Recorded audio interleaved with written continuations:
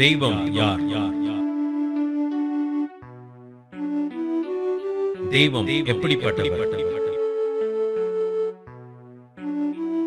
தெய்வத்தை மனிதன் பார்த்திருக்கிறானா?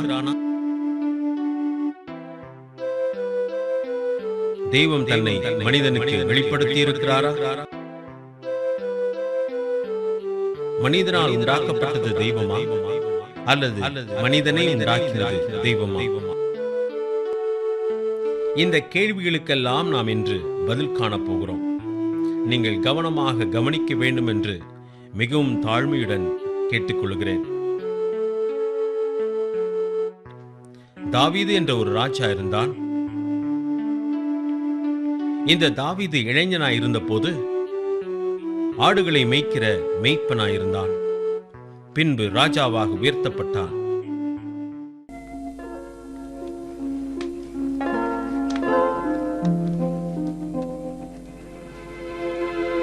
ஆண்டவரே என் ஆயர், எனக்கு ஏதும் குறையில்லை.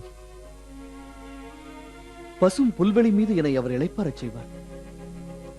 அமைதியான நீர்நிலைகளுக்கு என்னை அழைத்துச் செல்வார். இவன் ஒரு நல்ல கவிஞன், அழகாய் பாடுபவன். தெய்வத்தை பற்றி இவன் சொன்ன காரியம் என்னவென்றால், நாம் அல்ல, அவரே நம்மை உண்டாக்கினார். நாம் அவர் ஜனங்களும் அவர் மேய்ச்சலின் ஆடுகளுமாயிருக்கிறோம் என்றான்.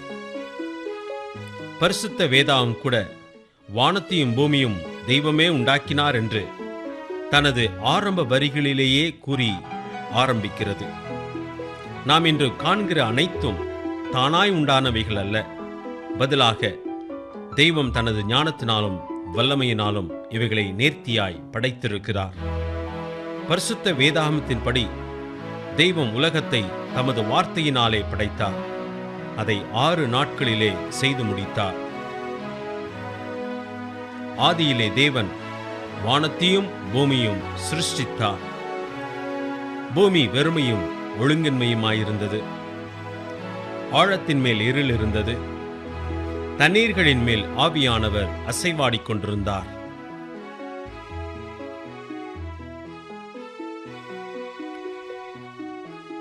முதலாம் நாளிலே தேவன் வெளிச்சம் உண்டாகக் கடவது என்றார். வெளிச்சம் உண்டாயிற்று. வெளிச்சத்தையும் இருளையும் தேவன் வெவ்வேறாக பிரித்தார். வெளிச்சத்துக்கு பகல் என்றும் இருளுக்கு இரவு என்றும் பெயரிட்டார். 2ஆம் நாளில் தேவன் ஆகாய விரிவை உண்டாக்கினார்.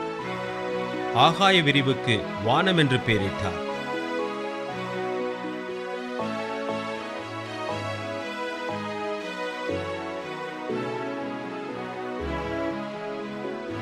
3ஆம் நாளிலே வானத்தின் கீழே இருக்கிற ஜலம் ஓரிடத்தில் சேரவும் வெட்டாந்தரை காணப்படவும் கடவதென்றார். வெட்டாந்தரைக்கு பூமி என்று பெயரிட்டார். ஜலத்திற்கு சமுத்திரம் என்று பெயரிட்டார். பின்பு தேவன் பூமியானது எல்லா வகையான புல் பூண்டுகளையும் முளைப்பிக்க கடவதென்றார். அது அப்படியே ஆயிற்று.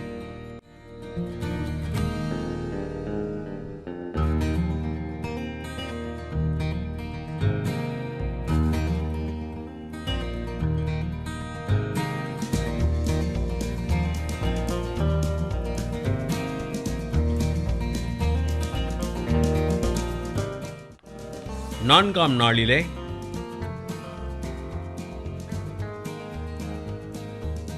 தேவன் பகலுக்கும் இரவுக்கும் வித்தியாசம் உண்டாக்கத்தக்கதாக வானம் என்கிற ஆகாய விரிவிலே சுடர்கள் உண்டாக கடவது. அவைகள் அடையாளங்களுக்காகவும் காலங்களையும் நாட்களையும் வருஷங்களையும் குறிக்கிறதற்காகவும் இருக்க கடவது என்றார்.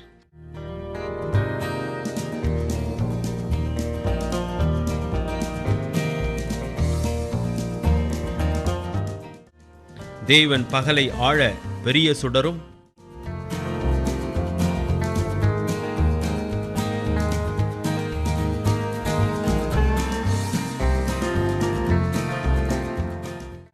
இரவை ஆழ சிறிய சுடரும் ஆகிய 2 மகத்தான சுடர்களையும் நட்சத்திரங்களையும் உண்டாக்கினார்.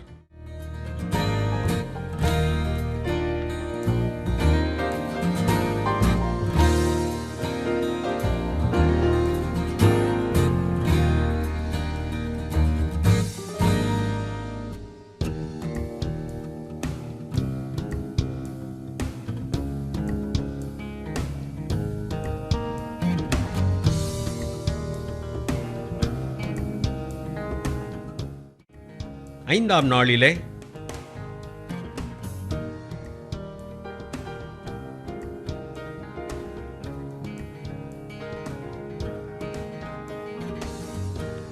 தேவன் நீந்தும் ஜீவ ஜந்துக்களையும்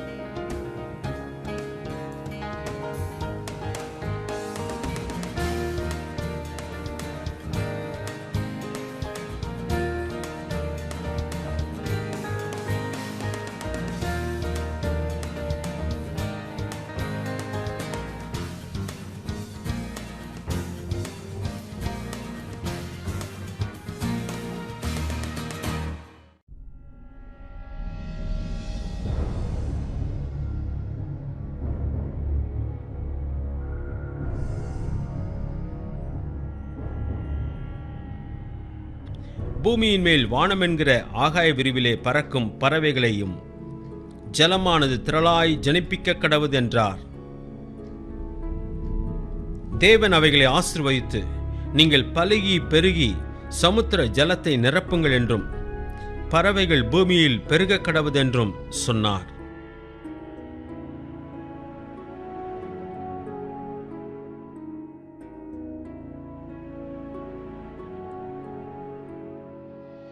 ஆறாம் நாளிலே தேவன் பூமியானது ஜாதி ஜாதியான ஜீவ ஜந்துக்களாகிய நாட்டு மிருகங்களையும் ஊரும் பிராணிகளையும் காட்டு மிருகங்களையும் ஜாதி ஜாதியாக பிறப்பிக்க கடவுதென்றார். அது அப்படியே ஆயிற்று.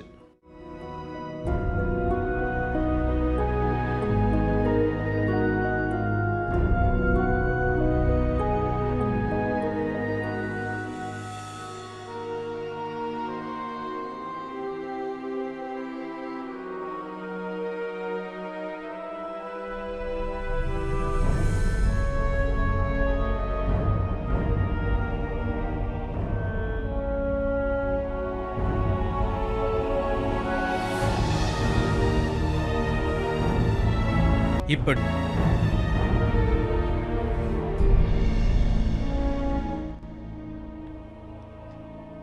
பின்பு தேவன் நமது சாயலாகவும் நமது ரூபத்தின்படியையும் மனுஷனை உண்டாக்குவோமாக, அவர்கள் சமுத்திரத்தின் மச்சங்களையும் ஆகாயத்து பறவைகளையும் மிருக ஜீவன்களையும் பூமி அனைத்தையும் பூமியின் மேல் ஊறும் சகல பிராணிகளையும் ஆழக்கடவர்கள் என்றார். தேவன் தம்முடைய சாயலாக மனுஷனை சிருஷ்டித்தார். அவனை தேவ சாயலாகவே சிருஷ்டித்தார். ஆணும் பெண்ணுமாக அவர்களை சிருஷ்டித்தார். தேவனாகிய கர்த்தர் மனுஷனை பூமியின் மண்ணினாலே உருவாக்கி ஜீவ சுவாசத்தை அவன் நாசியிலே ஊதினார். மனுஷன் ஜீவாத்மாவானான்.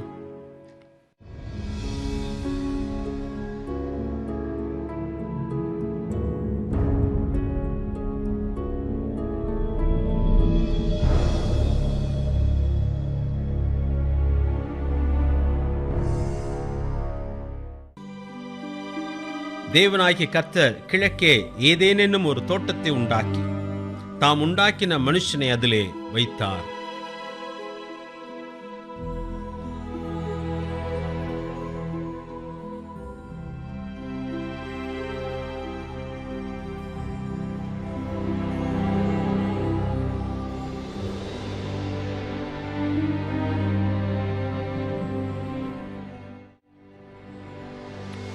பின்பு தேவனாகிய கர்த்தர், மனுஷன் தனிமையாயிருப்பது நல்லதல்ல, ஏற்ற துணையை அவனுக்கு உண்டாக்குவேன் என்றார். தேவனாகிய கர்த்தர் ஆதாமுக்கு அயர்ந்த நித்திரையை வரப்பண்ணினார். அவன் நித்திரை அடைந்தான்.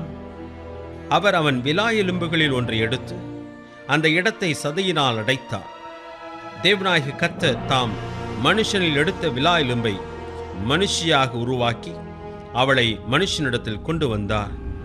அப்பொழுது ஆதாம், இவளை எலும்பில் எலும்பும் என் மாம்சத்தில் மாம்சமாய் இருக்கிறாள், இவள் மனுஷனில் எடுக்கப்பட்டபடியினால் மனுஷி எனப்படுவாள் என்றான். இப்படி தமது சாயலில் உண்டாக்கின மனிதனை தேவன் நோக்கி, நீங்கள் பலுகி பெருகி பூமியை நிரப்பி அதை கீழ்ப்படுத்தி சமுத்திரத்தின் மச்சங்களையும் ஆகாயத்து பறவைகளையும் பூமியின் மேல் நடமாடுகிற சகல ஜீவ ஜந்துக்களையும் ஆண்டு கொள்ளுங்கள் என்று சொல்லி அவர்களை ஆசீர்வதித்தார்.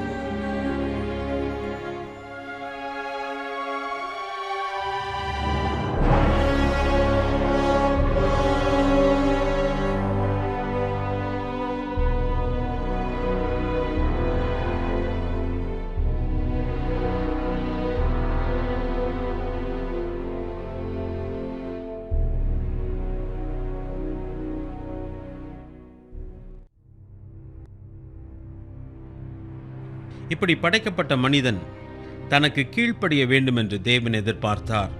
அதனால் தோட்டத்தில் உள்ள எல்லா கனிகளையும் புசிக்கலாம் என்று சொன்ன தேவன் ஒரே ஒரு மரத்தின் கனியை மட்டும் புசிக்க வேண்டாம் என்று சொல்லியிருந்தார். அப்படி புசித்தால் அவர்கள் சாகவே சாவார்கள் என்றும் எச்சரித்திருந்தார். ஆனால் பிசாசோ அவர்களிடத்தில் வந்து, தெய்வம் சொன்னது உண்மை அல்ல, அவர்கள் அந்த கனியை புசித்தால் சாவதில்லை, பதிலாக இப்போது இருப்பதை விட மிக சிறப்பாக இருக்கலாம் என்று சொன்னது. அப்படி சாத்தான் சொன்னதை நம்பி தெய்வம் தங்களுக்கு கொடுத்திருந்த எச்சரிப்பை தள்ளி தேவன் விலக்கியிருந்த கனியை புசித்தார்கள், பாவம் செய்தார்கள்.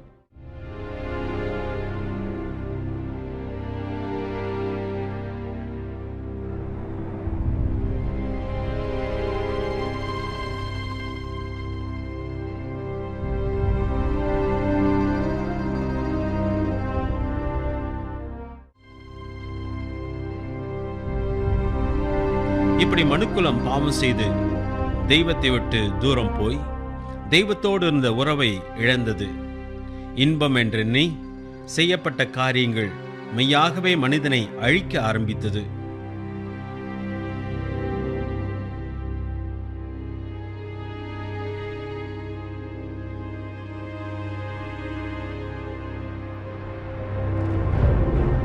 பாவ செயல்கள் ஆரம்பத்தில் மனிதனுக்கு இன்பமாய் காணப்படுகிறது.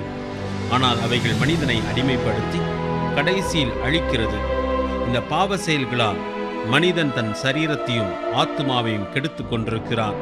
இந்த பாவத்தினால் மனிதன் தன் மன சமாதானத்தை இழந்து காணப்படுகிறான். சரீரத்தில் பலவித வியாதிகளை சுமந்து கொண்டிருக்கிறான். குடும்பத்தில் தீராத பிரச்சனைகளில் சிக்கிக் கொண்டிருக்கிறான். சொல்லி முடியாத வேதனைகள் அவனுக்கு உண்டு. பணம் உண்டு, பதவி உண்டு, செல்வம் உண்டு, செல்வாக்குகள் உண்டு. ஆனால் உள்ளத்திலோ அமைதி இல்லை. இது ஏன் என்று அறியாமல் மனிதன் தன் உள்ளத்தில் குழம்பி போயிருக்கிறான். மனிதன் சரீரத்தை சந்தோஷப்படுத்த பல பாவ செயல்களை தெரிந்து கொண்டான். ஆனால் அந்த பாவ செயல்களோ மனிதனின் ஆத்துமாவை கரைப்படுத்தி அவனை படைத்த தெய்வத்தை விட்டு பிரித்து விட்டது. இந்த பிரிவினை தான் மனிதனின் இந்நிலைக்கு காரணம் என்பதை மனிதன் அறியாதிருக்கிறான்.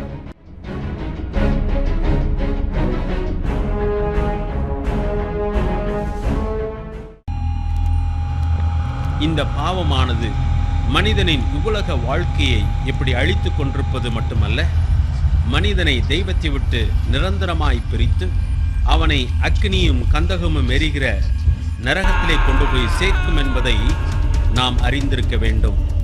இந்த நரகம் ஒரு பயங்கரமான இடம். அது முடிவில்லாத நாட்கள்.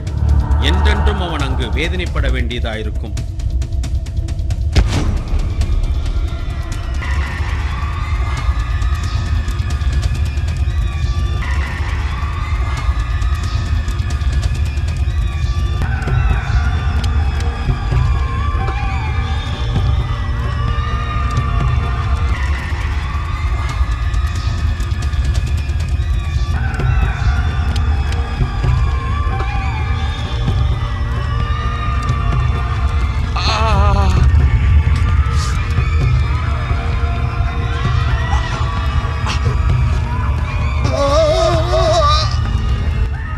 மனிதனை படைத்த தெய்வம் அன்புள்ளவர்.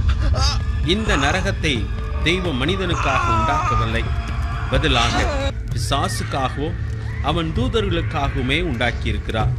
ஆனால் மனிதனோ அவனை படைத்தவரை பின்பற்றாமல் பிசாசையும் அவன் செய்கைகளையும் பின்பற்றி செல்வதால் அவனே இந்த நரகத்துக்கு போய் சேருகிறான்.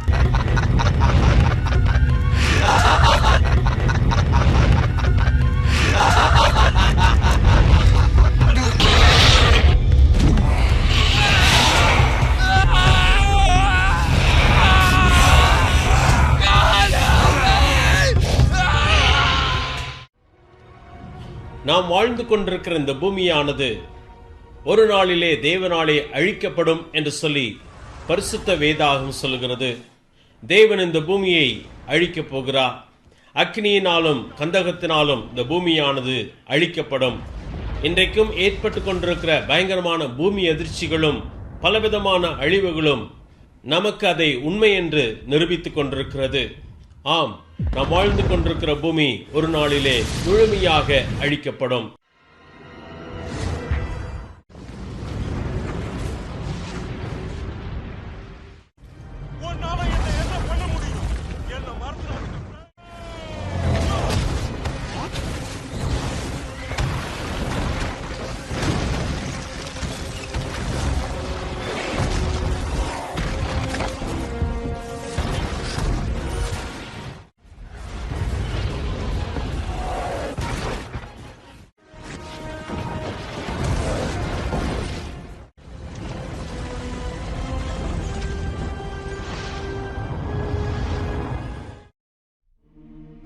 ஆனால் தெய்வமோ மனிதர்களுக்காய் உண்டாக்கியிருக்கிற இடம் பரலோகம் என்பதாகும். இது தேவனுடைய வீடு, நித்திய வீடு, மகிழ்ச்சிக்கு முடிவே கிடையாது. பாவத்தினால் கரைப்பட்ட மனிதன் இந்த பரிசுத்தமான பரலோகத்துக்கு செல்ல தகுதியற்றவனாக இருக்கிறான்.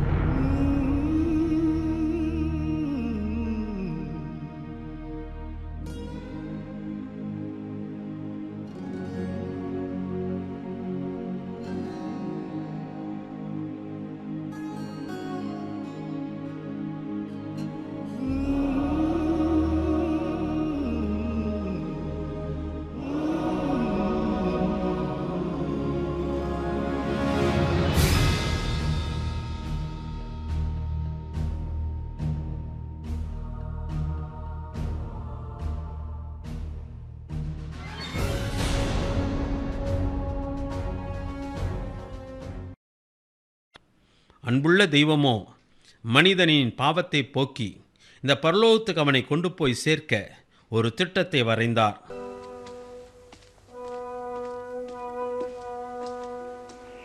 மரியாளே, பயப்படாதே. நீ தேவனிடத்தில் கிருபை பெற்றாய். நீ கர்ப்பவதியாகி ஒரு குமாரனை பெறுவாய். அவருக்கு இயேசு என்று பெயரிடுவாயாக. அந்த திட்டத்தை நிறைவேற்றவே அவரே இந்த பூமிக்கு மனிதனாக வந்தார். இயேசு என்ற பெயரிலே அவதரித்தார். எல்லா மனிதனையும் மீட்பதற்காக ஏழ்மையின் கோலம் எடுத்தார்.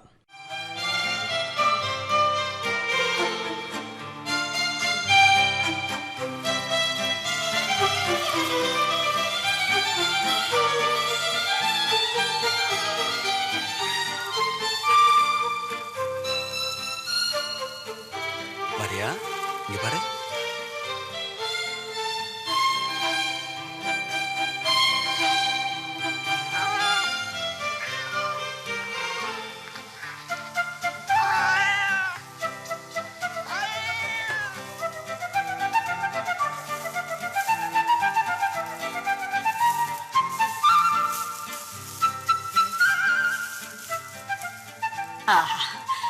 அழகான குழந்தை. வைக்கல் இருக்கிற இடத்துல பிள்ளைய படுக்க வைப்பா. கொஞ்சம் புது வைக்கல எடுத்து போடு, கதகதப்பா இருக்கும். நான் இந்த பொண்ணை பாத்துக்கிறேன்.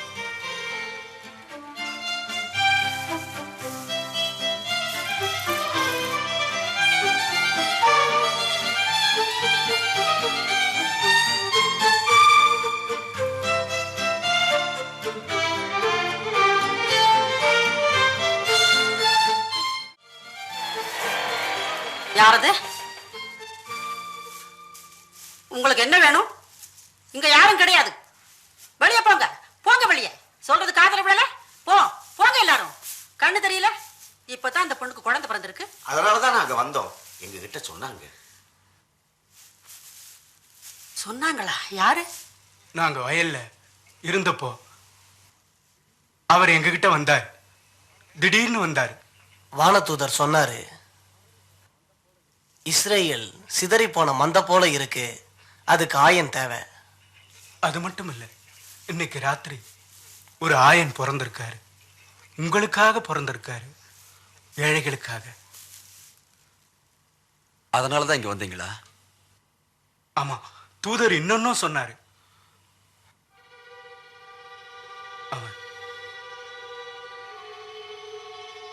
அவர் சொன்னாரு, இன்னைக்கு தாவீது நகரில ரட்சகர் பிறந்திருப்பாரு உங்களுக்காக.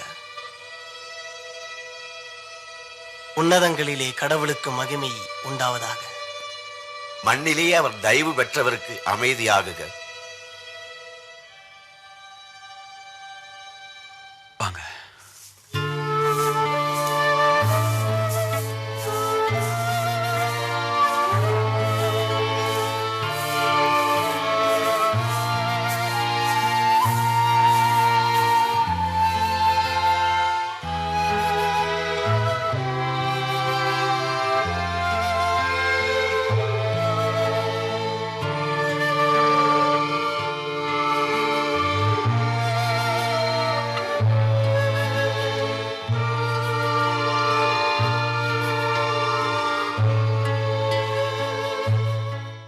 அவர் பிறப்பு பரிசுத்தமானது, அவர் வாழ்க்கை பரிசுத்தமானது. 33 ஆண்டுகள் அவர் இந்த பூமியில் வாழ்ந்து தனது போதனையினாலும் செய்கையினாலும் தெய்வம் என்று தன்னை வெளிப்படுத்தினார். வியாதிகளை சுகப்படுத்தினார். பாவங்களை மன்னிக்க மனுமகனுக்கு அதிகாரம் உள்ளது. இவருக்கு பைத்தியம் முடிச்சிருச்சு.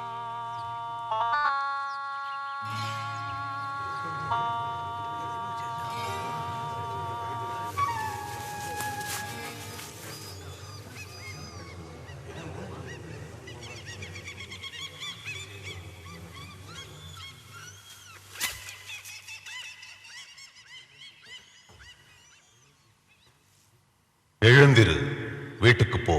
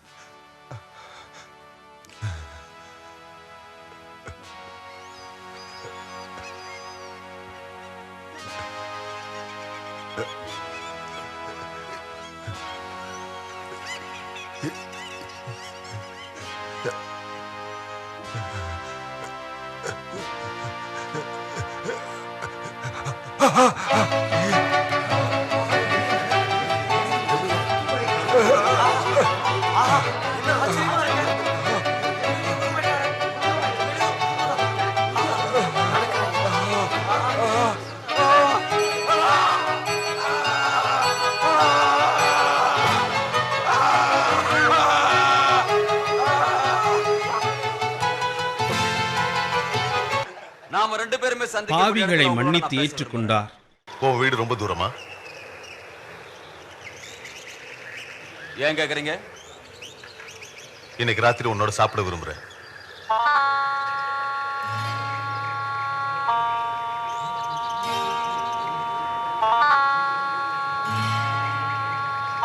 ஒரு பாவியோட வீட்டுக்கு நீங்க போவீங்களா? எங்கெல்லாம் வரவேற்பு இருக்கோ அங்கெல்லாம் நான் போவேன் சீமோன். குருடர்கள் பார்வை அடையச் செய்தார். மரித்து போனவர்களை உயிரோடு கூட எழுப்பினார். எப்படி மனிதன் செய்ய இயலாத காரியங்களை செய்து தன்னை தெய்வம் என்று நிரூபித்தார். கடைசியில் மனிதனின் பாவத்தை தன்மீது ஏற்றுக்கொண்டு அதற்கான தண்டனையை சிலுவையில் சுமந்தார். பாவமில்லாத அவர் நமக்காய் பாடுபட்டு நமக்கு பதிலாக மரித்தார். நமக்காக அவருடைய பரிசுத்த இரத்தத்தை சிந்தினார். நமக்காக அவருடைய பரிசுத்த இரத்தம் சிந்தப்பட்டது. அவருடைய தழும்புகளால் நாம் குணமடைய வழி பிறந்தது.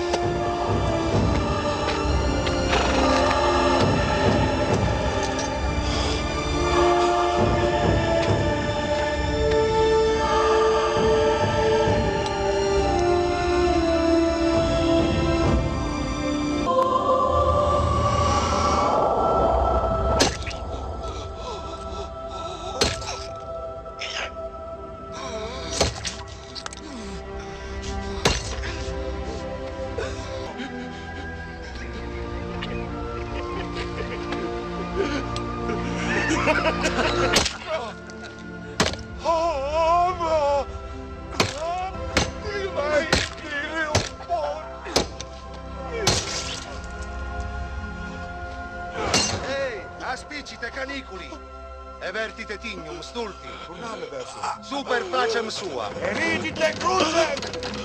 Crucite! Crucite!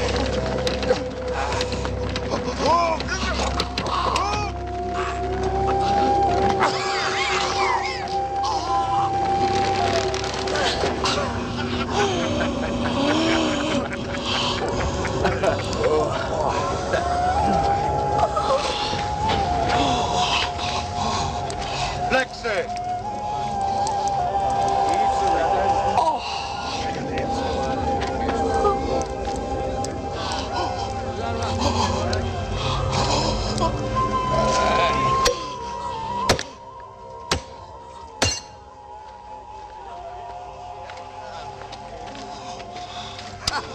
Nestus labus!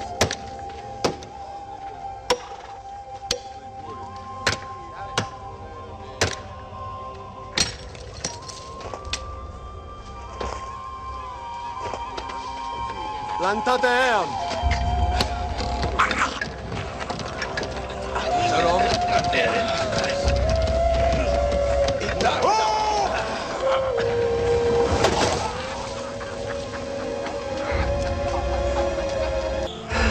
تشعل تقولي أدوني بسم نادي تيتا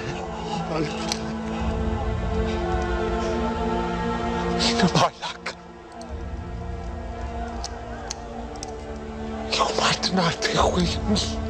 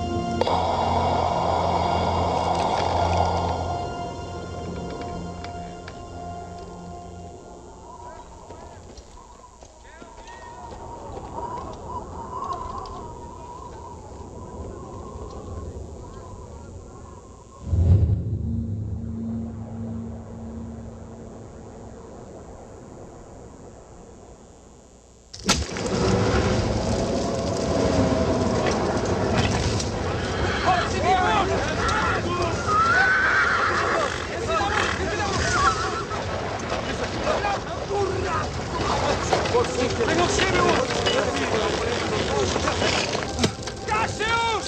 Estina! Mortus est! Ave procepto!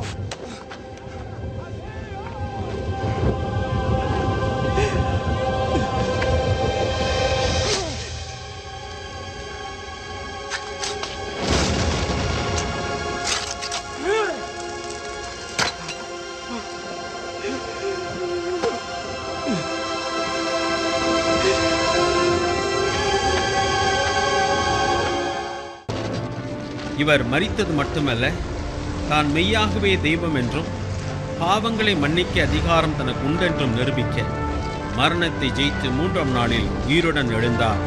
இன்றும் ஜீவிக்கிறார்.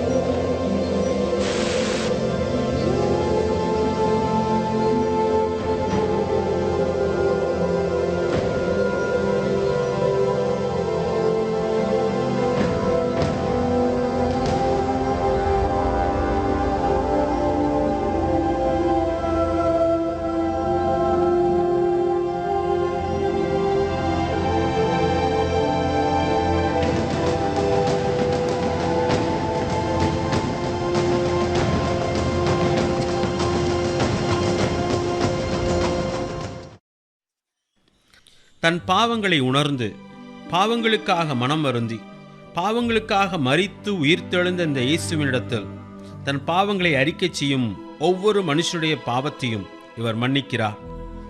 பாவம் ஆண்டு கொண்டிருக்கிற உள்ளத்தில் இந்த இயேசு கிறிஸ்து ஆழ இடம் கொடுக்கும் போது மீட்பு உண்டு. இந்த ஆண்டவராகிய இயேசு கிறிஸ்து தம்மிடம் வருகிற ஒருவரையும் புறம்பே தள்ளமாட்டார்.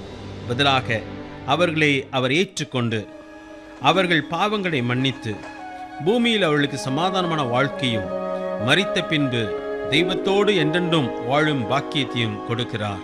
உன் பாவங்கள் உனக்கு மன்னிக்கப்பட்டது. உன் விசுவாசம் உன்னை ரட்சித்தது. சமாதானத்தோட போ. நான்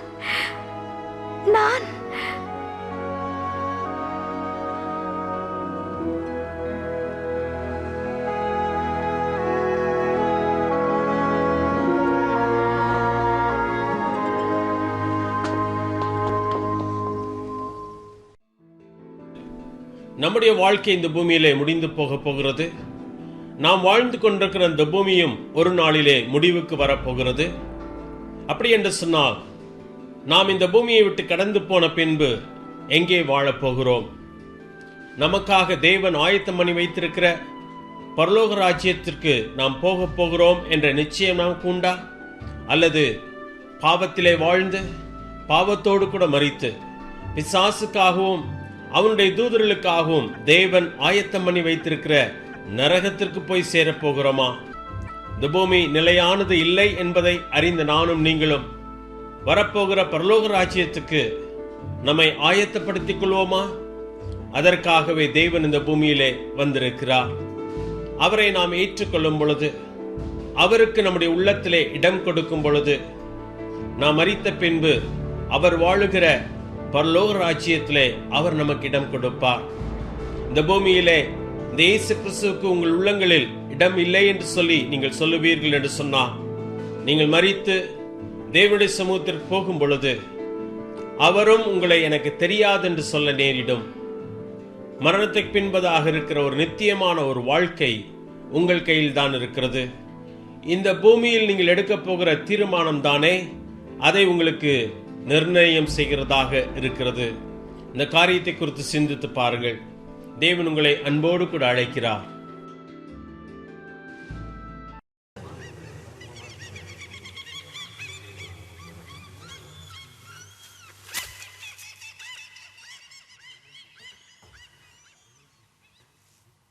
எழுந்திரு, வீட்டுக்கு போ.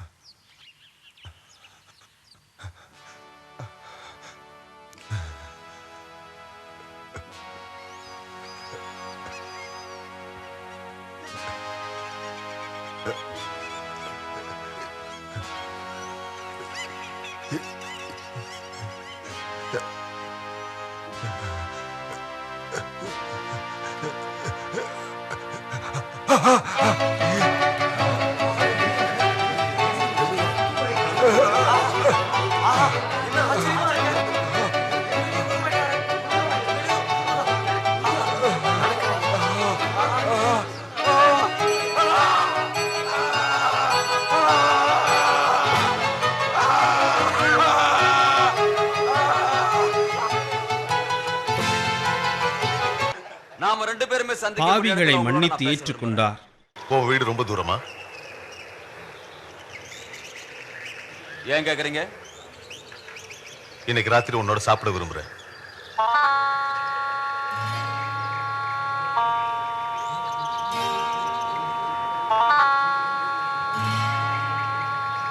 ஒரு பாவியோட வீட்டுக்கு நீங்க போவீங்களா? எங்கெல்லாம் வரவேற்பு இருக்கோ அங்கெல்லாம் நான் போவேன் சீமோன். பாவி வீட்டுக்கு போறாங்கறாரு. குருடர்கள் பார்வை அடைய செய்தார். மரித்து போனவர்களை உயிரோடு கூட எழுப்பினார். இப்படி மனிதன் செய்ய இயலாத காரியங்களை செய்து தன்னை தெய்வம் என்று நிரூபித்தார். கடைசியில் மனிதனின் பாவத்தை தன்மீது ஏற்றுக்கொண்டு அதற்கான தண்டனையை சிலுவையில் சுமந்தார். பாவமில்லாத அவர் நமக்காய் பாடுபட்டு நமக்கு பதிலாக மரித்தார். நமக்காக அவருடைய பரிசுத்த இரத்தத்தை சிந்தினார். நமக்காக அவருடைய பரிசுத்த ரத்தம் சிந்தப்பட்டது. அவருடைய தழும்புகளால் நாம் குணமடைய வழி பிறந்தது.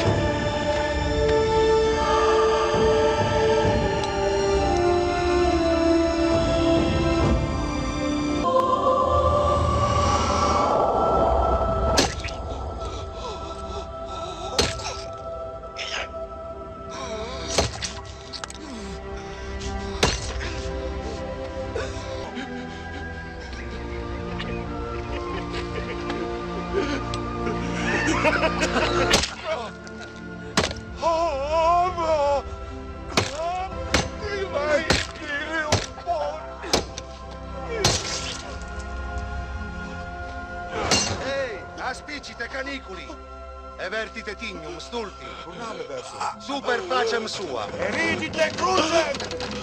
Lucite! Lucite!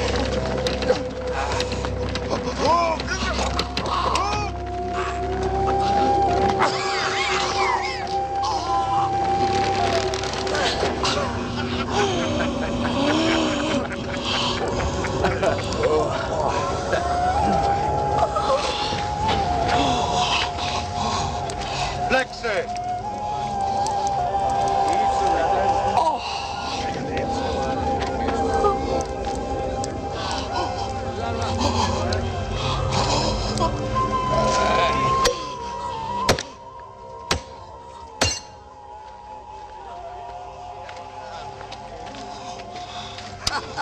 Nestus lobus!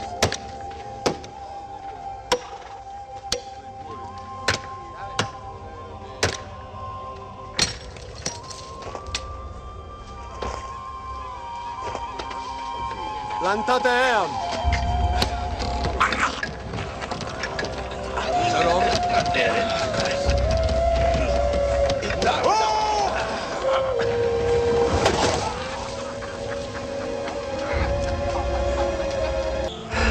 تشعل تقولي أدوني بسم نادي تيت شنو بالك يوم نادي خويمس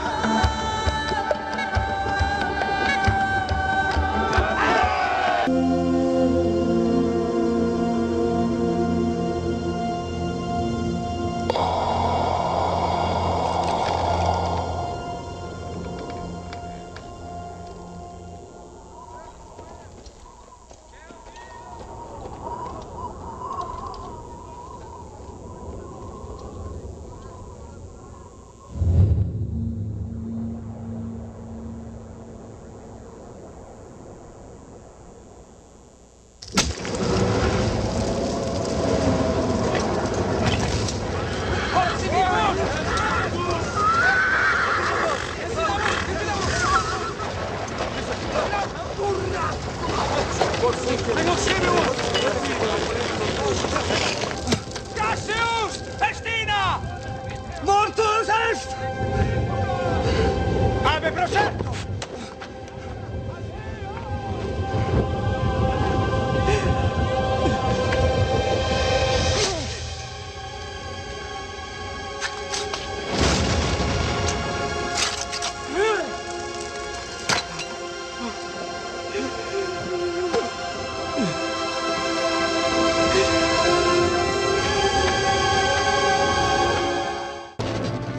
இவர் மரித்தது மட்டுமல்ல, தான் மெய்யாகவே தெய்வம் என்றும் பாவங்களை மன்னிக்க அதிகாரம் தனக்கு உண்டென்றும் நிரூபிக்க மரணத்தை ஜெயித்து 3ஆம் நாளில் உயிருடன் எழுந்தார்.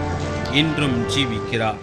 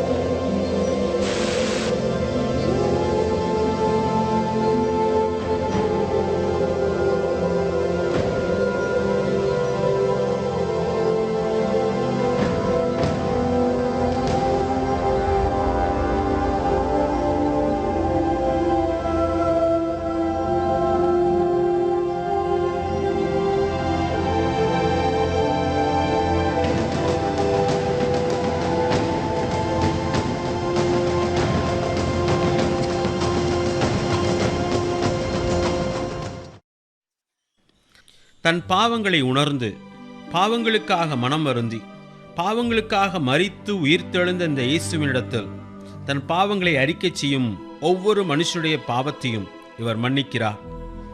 பாவம் ஆண்டு கொண்டிருக்கிற உள்ளத்தில் இந்த இயேசு கிறிஸ்து ஆள இடம் கொடுக்கும் போது மீட்பு உண்டு.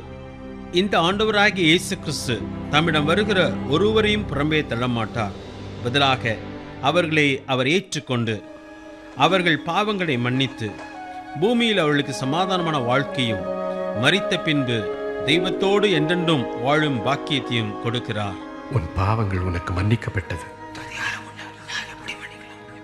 உன் விசுவாசம் உன்னை ரட்சித்தது. சமாதானத்தோட போ. நான்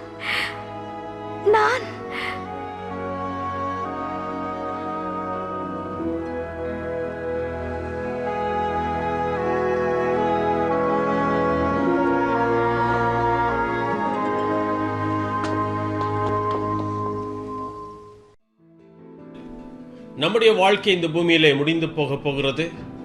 நாம் வாழ்ந்து கொண்டிருக்கிற இந்த பூமியும் ஒரு நாளிலே முடிவுக்கு வரப்போகிறது. அப்படி என்று சொன்னால் நாம் இந்த பூமியை விட்டு கடந்து போன பின்பு எங்கே வாழப்போகிறோம்? நமக்காக தேவன் ஆயத்தம் பண்ணி வைத்திருக்கிற பரலோக ராஜ்யத்திற்கு நாம் போக போகிறோம் என்ற நிச்சயம் நமக்கு உண்டா?